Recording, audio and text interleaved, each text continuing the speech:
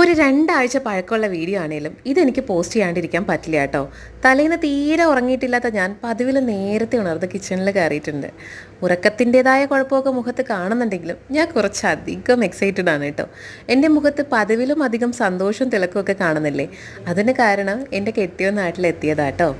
7 വർഷം പ്രണയിച്ച് കെട്ടിയവരാണ് ഞങ്ങൾ. അതുകൊണ്ട് തന്നെ ആദ്യമേ തീരുമാനിച്ചിരുന്നു എവിടെയാണെങ്കിലും നമ്മൾ ഒരുമിച്ച് നിൽക്കാമെന്ന്. പറഞ്ഞതുപോലെ ഒരു 5 വർഷം അങ്ങനെയൊക്കെ തന്നെ ആയിരുന്നു. പിന്നെ പിടിവിട്ടു. ഫിനാൻഷ്യൽ സ്ട്രഗിൾസ് കാരണം പുള്ളി UAE-യിലും ഞാൻ നാട്ടിലുമായി. എന്നെപ്പോലെ തന്നെ മോനും ഭയങ്കര എക്സൈറ്റഡ് ആയിരുന്നു കേട്ടോ. മോരോവർ സർപ്രൈസ്ഡ് ആയിരുന്നു. അവനോട് ഞങ്ങൾ പറഞ്ഞിട്ടുണ്ടായിരുന്നില്ല ചാച്ചു വരുന്നത്.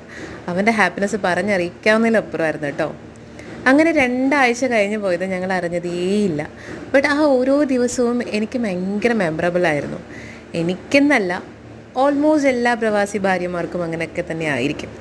അങ്ങനെ ഞങ്ങളിതേ വീട്ടിലെത്തി. വീട്ടിൽ ചാച്ചുവിന് വേണ്ടി ഞാൻ ചാച്ചുവിന് ഇഷ്ടപ്പെട്ട ബ്രേക്ക്ഫാസ്റ്റ് തന്നെ ഒരുക്കിയിട്ടുണ്ടായിരുന്നു കേട്ടോ. ഇഡ്ഡലി, സാമ്പാർ, വട, ചമ്മന്തി, പഴം ഒക്കെ.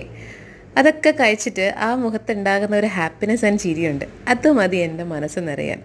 ഓരോ പ്രവാസികളും ആഗ്രഹിക്കുന്ന ഒരു കാര്യമുണ്ട് കേട്ടോ. അവർ നാട്ടിലെത്തുമ്പോൾ അവർക്ക് കിട്ടുന്ന സ്നേഹം, കരുതൽ ഒക്കെ ഒരു വോം വെൽക്കമിങ് ഉണ്ടല്ലോ, അത് ഭയങ്കര ഇമ്പോർട്ടൻ്റ് ആണെന്ന് എനിക്ക് പലപ്പോഴും തോന്നിയിട്ടുണ്ട്. അപ്പോൾ അങ്ങനെയൊക്കെ ആയിരുന്നു കേട്ടോ.